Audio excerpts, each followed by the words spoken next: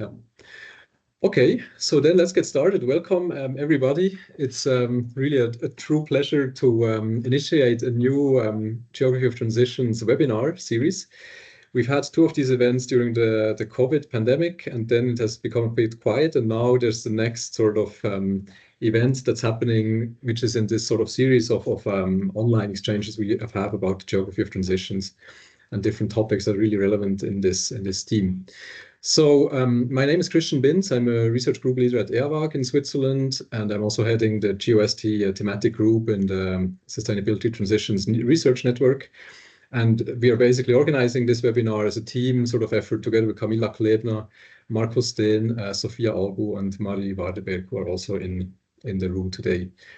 So it's really nice to see all of you here. We have had quite a lot of subscriptions to this event, which is really nice. And what will happen today is basically an intro to this webinar series, sort of an event to kick this off. I will give a very quick introduction to the thematic group on Geography of Transitions and what it is all about. Then Markus will introduce this new third webinar series about the role of nature-society interactions in the geography of transitions. And then we'll have our two speakers that make short inputs of about 15 minutes and then an open Q&A session in the end. So the event will be recorded and then put online as we did also with the last webinars. And basically, we would ask you to sort of put your questions into the chat. You can also put them during the presentations already. And then you can also use the thumbs up and thumbs down button or I think the thumbs up button that exists here in this platform to sort of vote on the questions you like most. And so we will then moderate and choose the ones that get the most votes for the sort of plenary debate in the end. So that's about how this will work. So let's get started directly with a very short next slide about what the thematic group on GeoST is all about. So basically, you know, I guess most of you are very well aware with this field or what it's all about. Basically, it's this research community which stands at the intersection of sustainability transitions and human or economic geography literatures. And it's really about mobilizing geographic perspectives that allow us to better sort of grasp the place, scale, and territorial embeddedness in explaining, you know, the drivers and barriers for sustainability transitions. So in essence, it's a community that's working on developing more elaborate geographic perspectives on how deep structural transformation in sectors, cities, region, places can come about. So this has been a very vibrant and quickly growing, quickly diversifying field. So it has developed over the past 10 years. And since about 4 years, we have a thematic group about it within the SRN network. And we've realized that there's been a lot of work that can be framed on GeoST label. It's quickly diversifying, and so it's really hard to keep track of what's really going on in this field. And it's also probably fair to say that the paradigmatic core of GeoST is still a bit fluid, so it's not completely defined what the core of GeoST is all about, but it's rather a pretty sort of diverse and vibrant community of scholars working on this broad theme. So there's still a bit of open questions. What's the most generative conceptual interfaces between geography and transition literatures? What are key theoretical or empirical or methodological boundary objects? What contributions can GeoST scholarship claim towards, you know, transition studies, human economic geography, and also towards practice? And so the aim of this group from the start has been to bring people together to create this open forum in which we can have pluralistic debates on the issues sort of raised above, and to have a meeting point where we can come together and have inspiring discussions about this field in the making. So next slide basically shows what sort of structures we've built in this group. So basically we are one among 11 thematic groups within the SRN network. And it's managed by about 12 GeoST scholars, self-identified GeoST scholars, and we're always open also for new members. So if you feel like you want to contribute to developing this group, just be in touch. And then we can sort of, you know, take you on board and you can help sort of develop this further. So what we have is a website within the SRN sort of environment. We also have our own website, which is sort of a bit of an online wiki for the GeoST community, where we collect the recordings from past webinars, you know, links to our main resources and so on. Then we have a new social media profile. Actually, we created a LinkedIn group. I guess some of you have seen this already. So that's a place where you can share news, jobs, events, and so on that are relevant for the community. We have a working paper series, GeoST, which is actually a forum for sharing your pre-publication manuscripts. Sometimes you can also publish outputs that do not really fit into a traditional journal format in this sort of working paper series. So keep that in mind if you have upcoming work which you want to place. This could be a nice spot to put it. And then we regularly organize special session tracks, special issues, and so on. And we have the GeoST webinar series. And yeah, as I said, I'm really pleased that we can kick off a new event today. The other two are sort of recorded and available online. But without further ado, I would like to now pass it on to Marcus, who will give an intro into what's the theme of this today's sort of webinar series.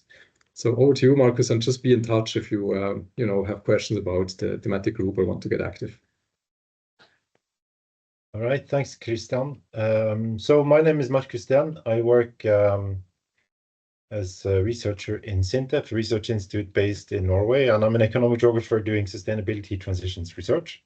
Why this webinar series on nature-society interactions? So some of you will know that nature and sustainability transitions was the conference theme at last year's IST in Oslo. So this is an emerging theme, and this sort of then follows up on some of that. But I guess our starting point is that nature is largely absent both in economic geography and sustainability transitions research, and also at this GeoST interface. And there are valid reasons for that. We've all been very much focused on agencies and technologies and institutions. That's maybe one part of the explanation. Another is that maybe it's only now or recently that we're really seeing some of the, let's say, nature-related effects of these transitions that we're interested in terms of land use, in terms of new forms of resource extraction, and so on. But there's definitely now a lot of a growing interest, we think, in this theme, certainly amongst us working at this interface. And so this webinar series tries to sort of open up this box of themes and questions around this interface between society and nature. And not much work has been done. So how do we integrate nature then conceptually in our work is one sort of starting point here. What do we mean by nature? And what will the implications of how we conceptualize and operationalize nature in different ways be for the way we also do our empirical research and the kinds of questions that we ask? So we can understand nature in many different ways, right? We can understand nature as natural resources, as the biophysical environment, as ecological systems, as materiality, and so on.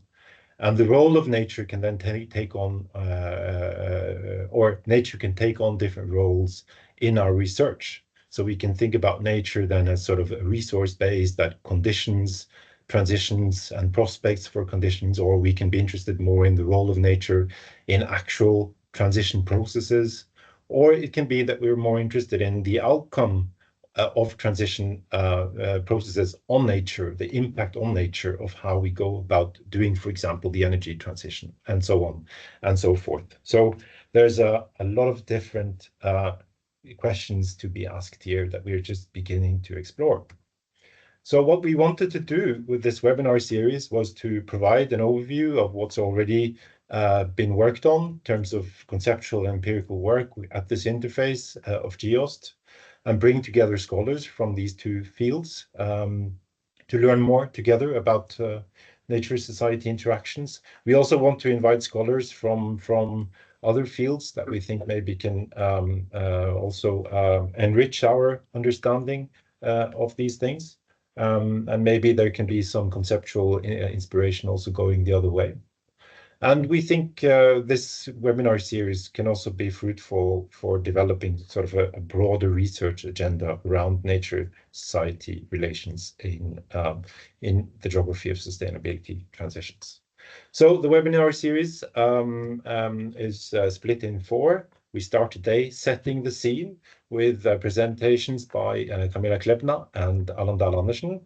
So understanding nature and society interactions and the implications for the geography of sustainability transitions. They've been given pretty free reins to talk about what they find interesting. So looking very much forward to this. Then on April 10th, we have the second webinar with Rune Njøs and Huiyuan Gong, talking about the natural environment and regional industrial development. The third webinar is on April 24th on the governance of land use and bioeconomies, with presentations by Anna Davis and a shared presentation by Stine Madsen and Theis Hansen. And we end on May 22nd, we're asking what insights we can gain from political ecology, with presentations by Mary Laurent and Gavin Bridge. So that's it. You remember that if you want to follow also the other webinars, you need to sign up. And then I have one final slide, which is next steps. This is all quite tentative, but there is the upcoming IST in Lisbon in June, and maybe some of these issues will be discussed also in the Geography of Transition track there. We think there might be a session at the 8th Geography of Innovation Conference, which will be in Budapest in January next year, and for sure also something at the IST also next year, and we'll see what comes out of this, and maybe some of us will start looking into putting together a special issue. So stay tuned to the LinkedIn group and these other resources that Christian informed about, and we'll keep you posted. And without further ado, then I will, well, we already mentioned today's speakers are Camilla Chlebna. Camilla is at the Center for Social Innovation in Vienna in Austria. I think you can present yourself a bit more when you start bringing up your slides, Camilla. And then after your 15 minutes or so, we'll have Allan Dahl Andersen from Copenhagen University. I'll also let him introduce himself more when he takes over. Okay, so I'll stop sharing, and then you should be able to share your slides, Camilla.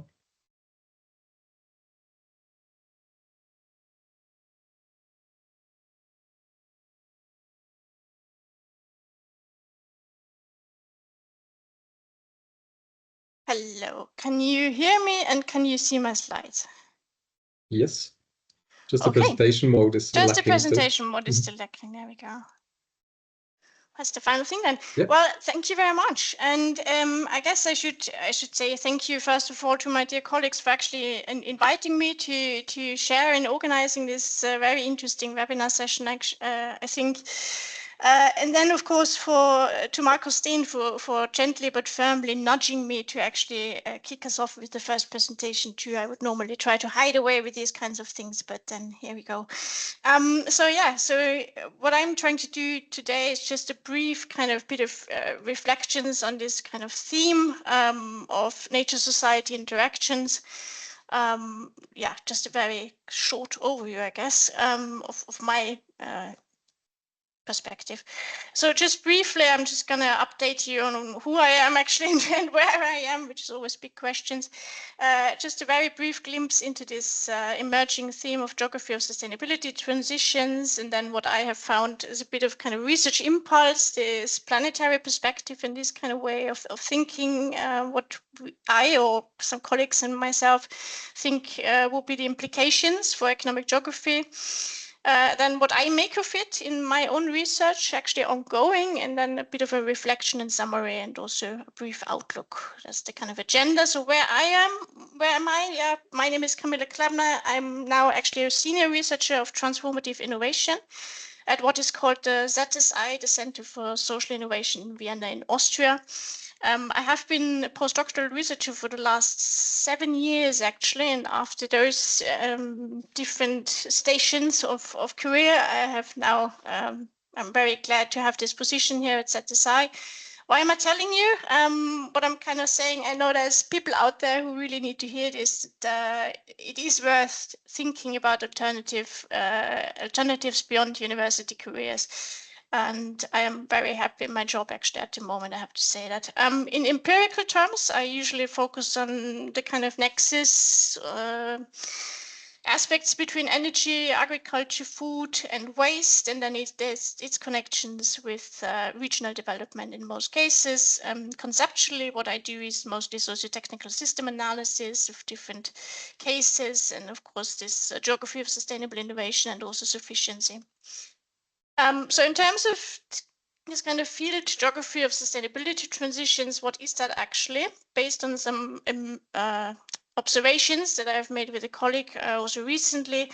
It's a kind of relatively recently emerged and quite hybrid field, and it brings together these questions of geography and also mostly economic geography actually, and sustainability transitions, also as Christian just said. So in economic geography, I guess the main aim is usually to observe or also analyze differences of territorial development in different geopolitical units. There's usually almost always an interest in the mechanisms and factors of what you would refer to as development, and you can either have static or also more dynamic analysis. But we kind of found that there's two strands in a way. There's an analytical strand and also a more normative strand. And what we would say is an analytical strand is this kind of pure spatial analysis, very often in the hand of public institutes and so on, and it tends to be agnostic about the direction of development. Whereas there's also this more normative strand, which does analysis, but usually has this clear orientation towards a particular aim. And this can either be economic growth, or it could also be something like maximizing well-being. Very often this sits implicitly, and very often actually, even though it is a normative stance, tends to hide between claiming to be analytical. That's what we asserted in this recent contribution, actually. So in terms of the sustainability transitions field, again, here the main aim or objective is usually to observe and analyze different kinds of change processes.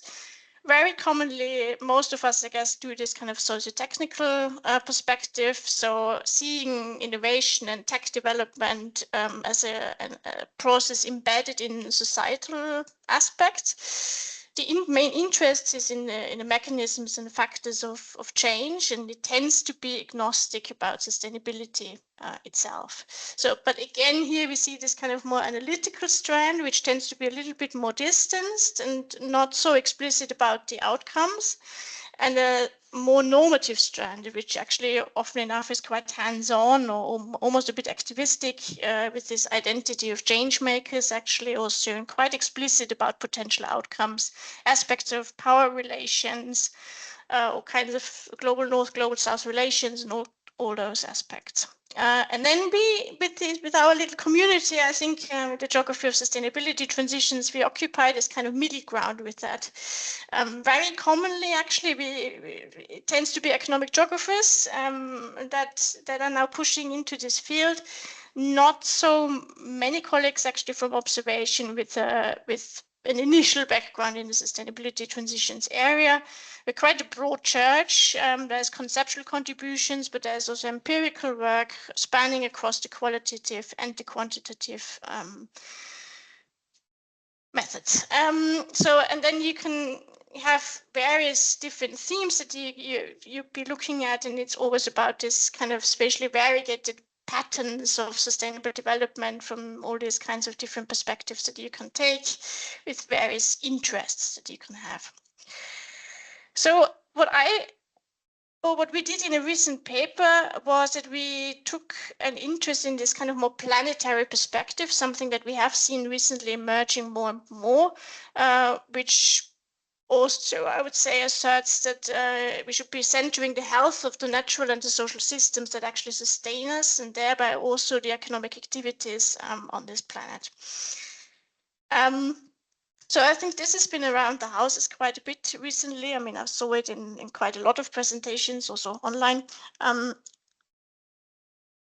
But it's a framework that essentially sets out 9 biophysical or biochemical categories, also in relation to natural resources and ecosystems. It has been asserted there's very clear evidence that these kind of categories and the boundaries, they are being affected by human activity, but also that there's a minimum required to actually, of course, sustain human life and prosperity. So it just kind of recognizes that we will always need resources and to some extent, use them. But there's this kind of safe and also just operating space. So there's kind of an upper boundary, but there's a minimum level as well. And this kind of framework has also been applied to the level of cities and regions, and of course, boundary setting and so on for systems is always a tricky thing. But anyway, why am I showing you this? Because I found it's it's kind of an impulse because it implies boundaries in terms of human production and consumption. And I think that's something that should make us think, because that then, in a way, it's a way of operationalizing that within our frameworks. And when we use that conceptually, that's a way of operationalizing that natural resources and nature and the environment conceptually, I think. So what I would kind of put out there is this thinking of a kind of geography of sufficiency in a way. So putting ecosystems that actually sustain us and interact also with the social systems center stage. Put the focus on maintaining, supporting, working with the systems of provision. Consider livelihood needs and also development boundaries to actually be integrative to urban and regional strategizing. So in the first place, to think of, what's the minimum we need, but what is the maximum we should really be allowing in a way, and how we also connect it to other places. So include the potential impacts, development impacts on other places, which may be, around the world on the other side, essentially. And also include a thinking around discontinuing paths and activities and practices that are actually unsustainable. And of course, this kind of naturally implies a focus on interdisciplinary thinking and also transdisciplinary work. So going beyond academia, I guess, and beyond scientific thinking, also more practice-based thinking, and also very much place-based approaches. So very much recognizing, I guess, the historic trajectories also of places and experiences and so on. So what in this recent contribution with my colleagues Evenhuis and Diana Morales, we thought about was also what are the implications that this kind of this way of thinking would actually have for the field of economic geography. And we came up with these potential research avenues. So one key area here was to consider how economic activities are actually linked to ecosystems. So how exactly do economic activities relate with the environment and ecosystems? What kind of activities are maybe more dependent? What other activities might be less dependent? And from that, kind of what, of course, are geographical implications? Then, of course, provisioning systems, housing, energy, food, and so on, they need to be, as sustainable as possible. So what kinds of innovation activities come up within sustainable development, and where do they actually emerge, and why is it in those places? What kind of new economic geographies come with that? And then, of course, this is visionary thinking or so, but what would an actually ideal type sustainable economy be spatially organized like? And then thirdly, we had this idea, alternative economic visions. So what alternative concepts of actually organizing the economy are out there, and how do they sit within or against the planetary boundaries framework? What is actually conceivable and possibly realistic, and what would be the pathways to get there? Also, what are maybe existing practices already that are more or less sustainable? And again, of course, what are the geographical implications? So still about 2 minutes left, Camilla. 2 minutes left. Okay. Oh, brief. Let's make it 3. Just quickly, how do I actually translate that into my own work? We have 2 ongoing projects. One is the Mount Resilience project on climate adaptation, and here this is mostly seen through nature-based solutions. And what we use there is this framework in a way on transformative adaptation, and we very much take this kind of transdisciplinary approach, for example. And then the other big project is called GeoST, where we do socio-technical studies of circular schemes in different places across Europe. And again, of course, the circular economy idea and closing the loop is very much one of staying within those boundaries. Of course, in an ideal world, I mean, we all know how well that works, and that is quite experimental so far. And then beyond, these are kind of my side quests as well, where I do some of this work as well in different constellations with various colleagues. So to summarize, in terms of theory development, I think what is key is that we conceptualize whatever the environment actually is, so that we don't just say, okay, this is a case of green development, but we actually define what we mean by that. And I do think that this boundaries thinking is one option, but of course there's other options of conceptualizing. In terms of methodology and positionality, I think it's very important to identify and question your own biases, especially being perhaps a white researcher in the global north is relatively easy in comparison to other situations to be in. Also this focus on interdisciplinary and of course transdisciplinary working, and also an expansion of the methods toolkit in order to better understand perhaps perceptions, motivations, and all those difficult to grasp aspects. In terms of topics and themes, I think taking a systemic approach from the outset is really, really important. A thing that we have seen in our case studies actually that we find seems to be working quite well is to start from the key resource, for example, or the ecosystem in a particular territory, and then work outward from that and see, for example, how your water system in your region is actually connected to the economy in that particular region, and that makes for very interesting case studies actually, and also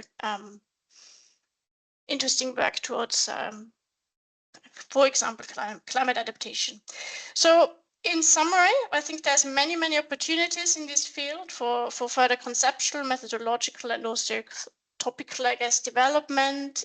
I found it relatively easy to integrate this into ongoing projects, but then I guess I am very lucky in the way that my colleagues here share my interests, and they already had those projects, so I was relatively lucky, I guess, with that one. And yeah, I'm just really looking forward to following the rest of the webinar. I'm very excited about the lineup that we have here, and yeah, with that, it remains to me to thank you for your attention, and I guess I hand back to Christian and Markus. Thank you. Thanks a lot, Camilla, for a very nice sort of high-flying overview of the theme of this webinar. So it's a very nice, neat overview, I guess. So thanks a lot for that. Let's jump directly to Allan then with his presentation, and then we have some time for discussion in the end. And just as a reminder, if you have questions already now, you can put them. I see a Q&A section in my interface. If you all see this too, then just put it there. Then we have all the questions in one place. And Allan, you can just get prepared to share your screens. This looks good. Am I sharing? I am. Sort right? of, yeah. Yeah, now we see the slide. Yeah, perfect. Excellent. Okay, then you also got 15 minutes. The floor is all yours. Great. So my name is Allan Dahl Andersen. I work at both University of Copenhagen and at Oslo University. I have a background in economics, and then I got interested in development economics. And because of that, I got interested in innovation. And I'll talk a bit about that. I ended up doing a PhD in innovation and development. But the last 10 years already, yeah, it's been mostly transition studies. So also, thank you very much for the invitation to be part of this. So I'm not explicitly a geographer, but I do like geography. And this was an occasion kind of to revisit my PhD work, which is this almost 15-year-old monograph, and to kind of think about what is in there that is still relevant for today's discussions. So I'll just, so I had really free hands for this, so I'll say a bit about what I think I did in my PhD work that are still worth not forgetting for the discussions we have now. And then I'll share with you some kind of a slow burn brainstorm that I have ongoing for a few years about how do we think about nature and transitions. Okay, so I did my PhD on analyzing the historical development of the sugarcane biofuel sectoral innovation system, also in Brazil. And that's when I started thinking that innovation researchers don't have a clue about nature or the natural environment. So the particular two things that came up. So one was that in this sugarcane business, they had to make basic science, in a sense, to go into biotech, to do these kind of smart new breedings, because the knowledge base for sugarcane in tropical environments, with those particular soil properties they had in Brazil, did not exist. So there's a lot of research other places in the world, but it was somehow not applicable for them. So they had to kind of start from scratch. That was one thing that I didn't see other people engaging with. Another one was that, as you all remember, I don't know if you do remember, there was a major expansion of sugarcane and other kind of energy crops in the early 2000s to satisfy ideas of biofuels. So as sugarcane crops expanded in, let's say, the frontier of the growing, the plants entered new ecologies, which meant that they didn't work very well. So they had to continuously make new innovations, in a sense, to try to make, let's say, the productivity of the crops work. So that means, again, that there was kind of a crash with the diversity of local environments that innovation research couldn't really deal with. And that led me kind of to develop some ideas that I'm still playing around with. So I'll talk about two things that came out of my PhD work that I could be relevant. So the first one is how to think about nature. So I started my work out kind of boxing with economists that were saying natural resources are a curse for the economy. Developing countries should not specialize in natural resource sectors, because then there will be no innovation, there will be no learning, they're just doomed. And then, not alone, but I started thinking and articulating a process perspective on nature, which is that what we consider nature, what parts of nature that we ascribe a value, in a sense, is a function of social, say, socially constructed. It depends in a sense of what we need, but also what we know and what we can see. So I thought about it in this way, that what we consider useful or productive parts of nature is always dependent on different kind of learning processes. So you can think about those in 3 dimensions. One is creation. So if you do innovation or develop new knowledge, you will maybe, or you can create new resources. So you can, let's say, instrumentalize new parts of nature.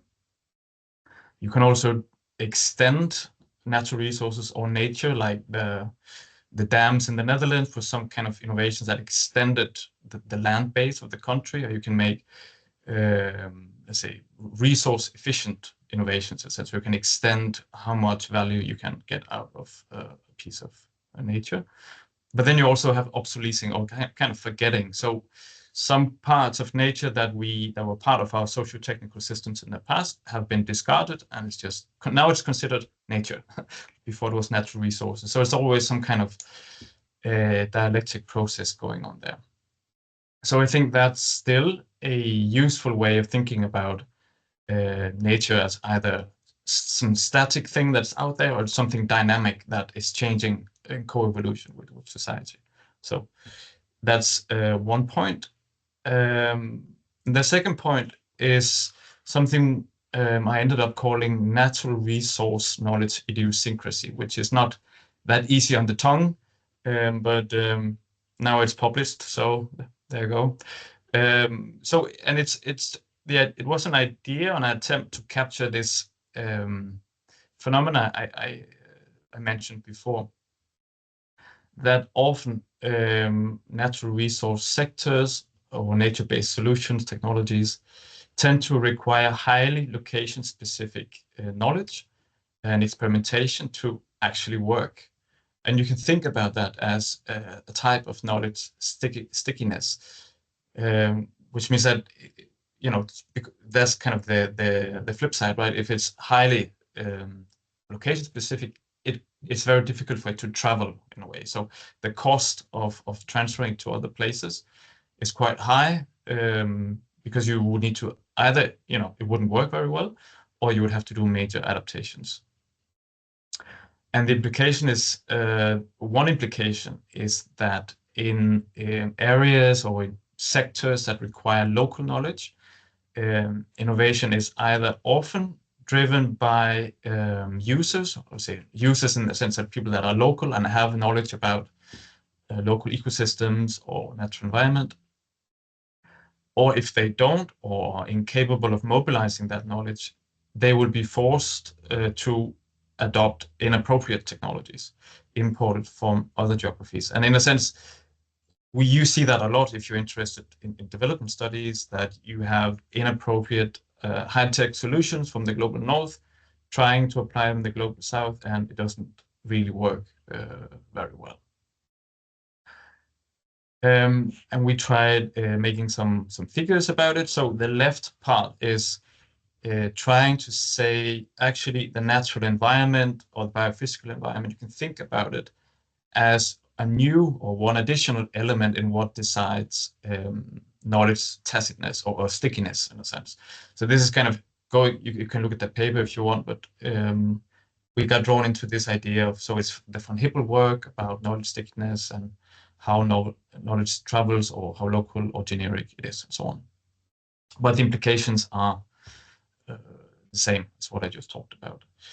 And then we came up based on different case studies, like to try to kind of decompose a bit what are the sources of this knowledge idiosyncrasy or local specificity. So we thought about, it could be something about the terrain, so maybe the type of soil or rock deposits and so on. It could also be a climate, or maybe here to actually be weather conditions, but it could also be the particular natural resource. So kind of ore quality, plant traits, and the thickness of oil, it differs quite a lot across geography, which has major implications for how you extract it. And some of the cases are, for microculture, that you have, so Annabelle Marin from Sussex has done a lot of work on the seed industry in Argentina, showing that actually local companies, because they have deep knowledge of local ecologies, can compete and also kind of have a level playing field with global seed companies because of this. In South Africa, they've had for decades kind of a booming mining equipment or capital goods industry because of the unique geology that is kind of was very important, but in a sense too small for multinationals to invest in it.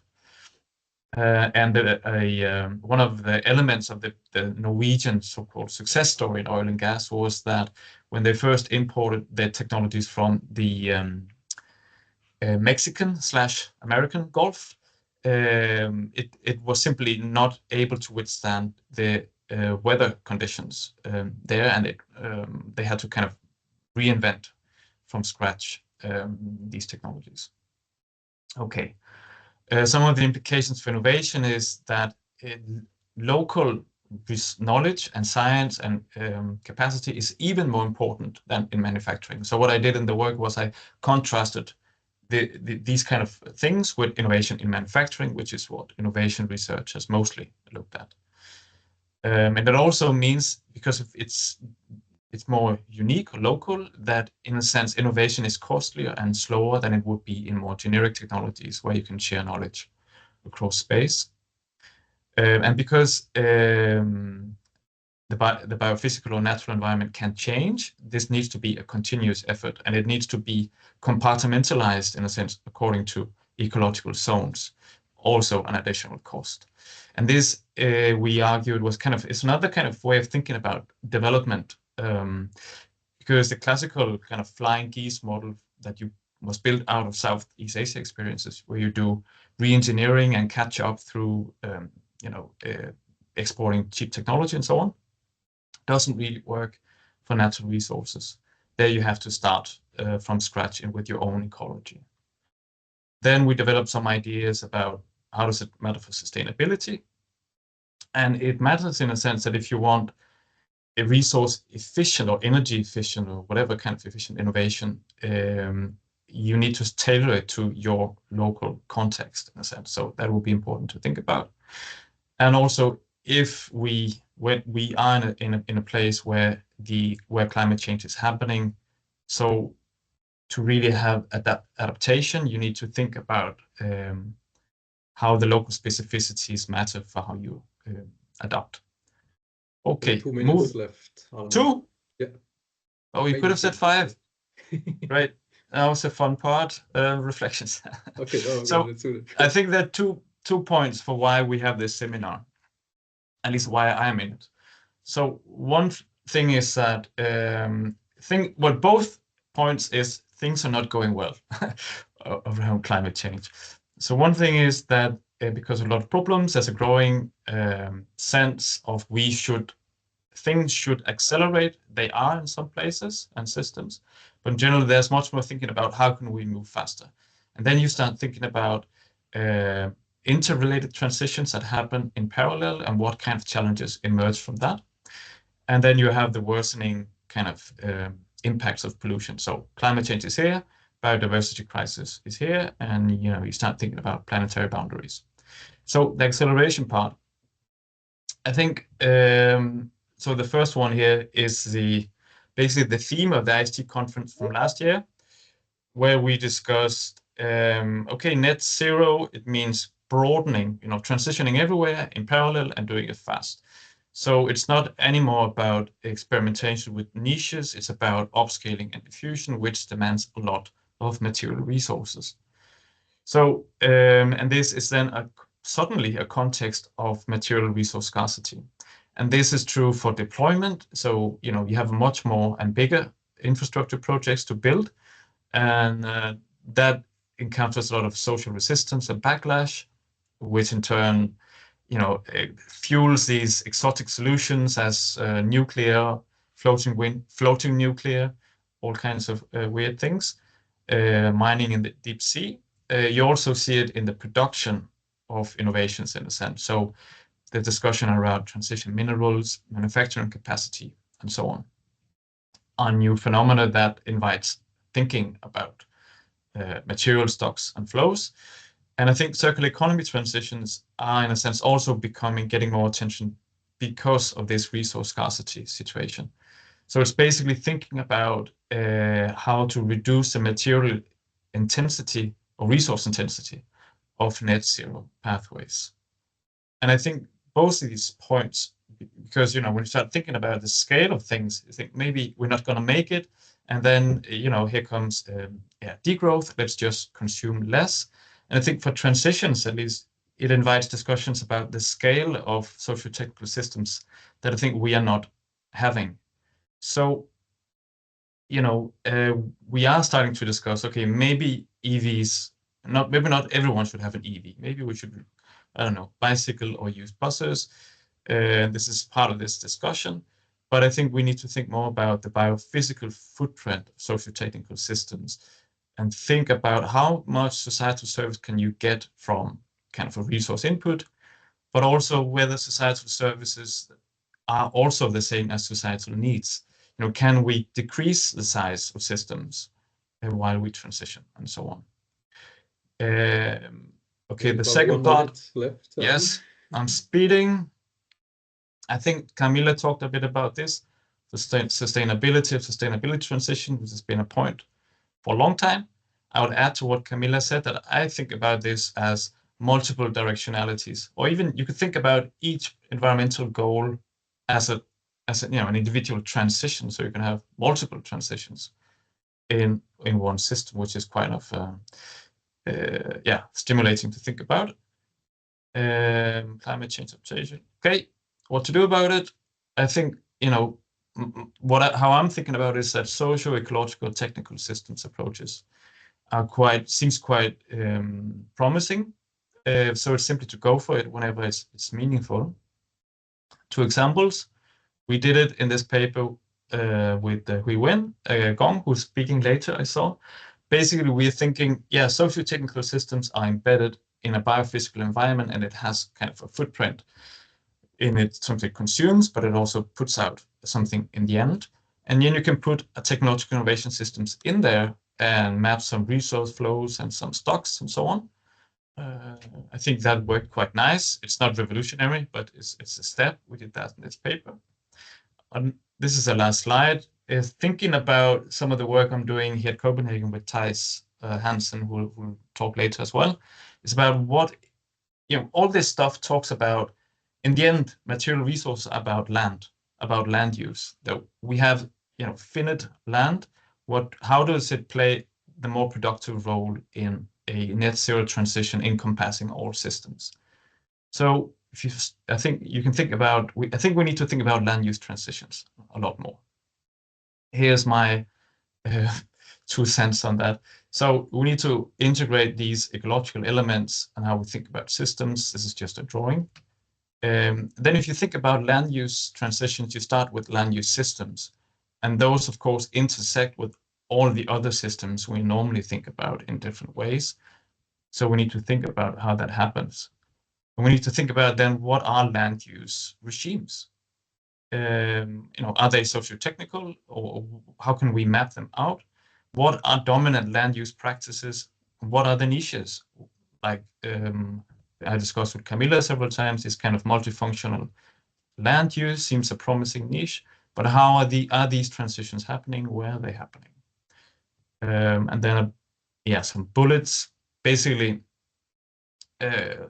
trying to say, I think we need to think about land use transitions a lot more. That's it. Okay, thanks a lot, Allan. That was a very nice contribution too to this setting the stage. So thanks for that. So basically let's jump, lots of applause coming in here.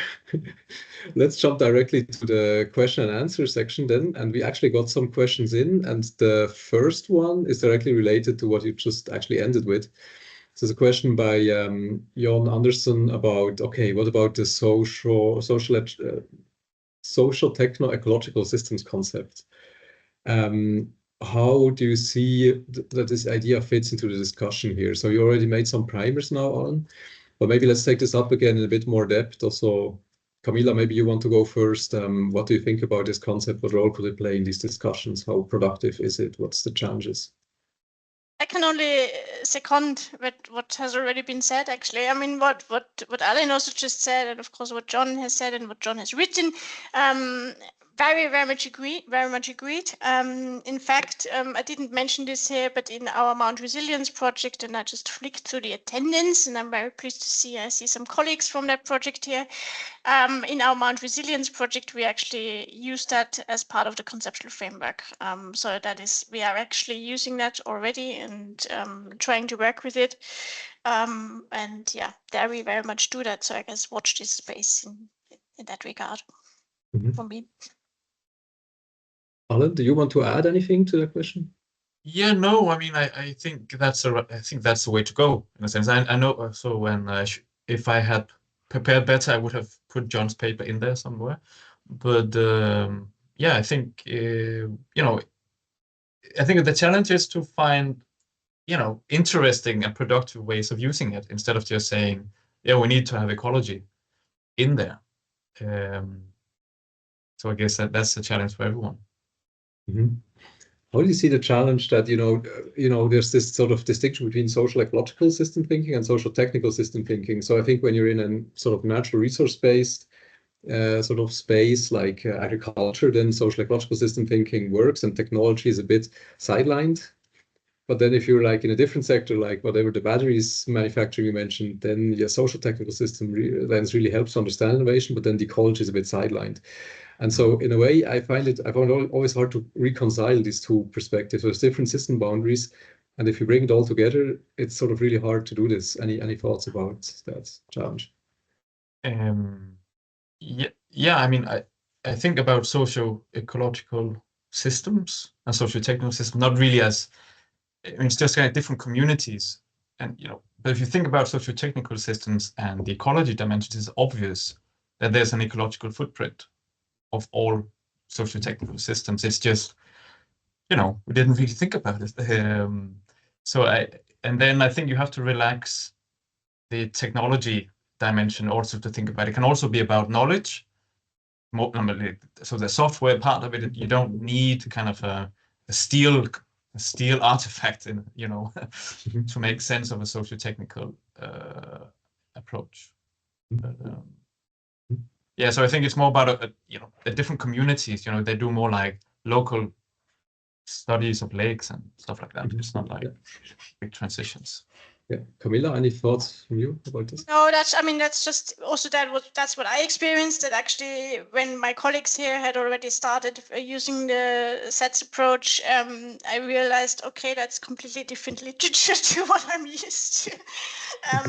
Although not saying that many different things, right? So it's a different background actually. So it's just a kind of trajectory, I guess, also that we're sitting within, I guess, to some extent. The way that I always tend to think about ecology is in this, I guess, almost ecological economics kind of way, that it's this embedding thing, and it's the thing that sustains everything else in a way. And that's why I also like this boundaries way of thinking. So it links with everything through resources, but also through mental pictures and so on. But it's the thing that sustains all the rest of the activities. So in a way, if you take it away, that's that. Okay, thanks a lot. There's another quite deep question also in the chat, which is about, okay, why don't we go beyond this sort of nature versus society thinking into more indigenous peoples' cosmologies or worldviews, where there's actually a planetary-centric approach, so nature is part of society and vice versa, right? So any thoughts on that, whether we need a different ontology basically to think about nature, society, and how closely they're related? And what was the first part of the question? Sorry, I kind of... It's, whether we should shift our conception of nature versus society towards nature in society, so that they're not two distinct things, but they're actually deeply intertwined, like as it is in the cosmologies or worldviews of indigenous people usually. I guess there's a big argument also. Yeah. I guess that what I just said about the embedding, that's kind of that, like that the one is part of the other, and society without nature isn't a thing. So I mean, but admittedly in our headline we put nature society interaction, but I should also say we did have a lot of discussions on how to name this, right? But eventually you have to decide for a name, for a title. But yeah, I think Gavin Bridge wrote once something about a critical realist perspective on nature society, saying that it's I mean, and that's the ontology you normally hear transitions research has, and it's not incompatible with nature society. Well, I mean, they are co-evolving and mutually embedded, right? So I don't see any problem there. I think this is like socio-technical. So why should we call something social? I mean, I think you have to name things to separate them analytically to kind of analyze how they relate to each other. Thanks. So there's a direct actually follow-up from Valencia Linero, which is about, do you believe that we should analyze nature as an agent in systems? What do you think would be the implications if nature itself is sort of ascribed agency? You get the really tough questions today. I'm a bit skeptical. I mean, I don't know. I'm thinking it's the tradition of my colleagues in Oslo from STS that talk about also technology as an actor, right? So this classical example of this racist bridge in Brooklyn where buses couldn't pass. So it's an infrastructure that has agency because it's all the time excluding people. And I don't think about, I don't know. I'm thinking about nature the same way, like animals. I should have stayed quiet. I don't know. Maybe it's a good idea. And I think it's one way of conceptualizing nature and its role, I guess. I probably similar to Allan. I would say it's not my way. I'm not super comfortable. I always found it tricky in a way to understand and keep agency in humans and how to sort it all. But I'm sure it's one way of doing it. I wouldn't want to exclude it just because I am not that comfortable with it. But yeah, I think it's an approach. Yeah.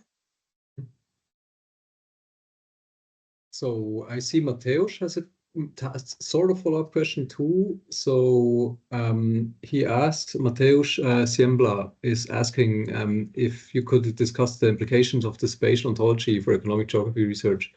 What constitutes a place, space, locality, and so on if we consider these relationships?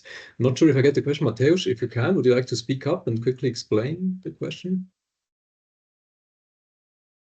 You can just unmute and... Yes, thank you very much for the very interesting seminar. So both Boschman and Robert Hassing, they argue that economic geography is missing a specific spatial ontology. So I was wondering whether these considerations of nature could perhaps be one way of addressing this problem. And then if we actually consider regions in terms of their materiality, like infrastructure and natural environment, what would the implications for the research we conduct? What would be the implications for the research we conduct? Thanks a lot. Any thoughts, Allan or Camilla? Cool. It's literally one that I would have to take away and think about. I don't think I can just spontaneously draw it up. Otherwise, I'd just sit down and read it, like write it, I guess. But yes, is my first response. It's definitely relevant, and it's of course that it's what makes it place specific, right? And that is exactly what Allan said in his presentation, is these natural material conditions in a way. They do make things place specific, or the aspects place specific, and the linkages to natural systems and so on.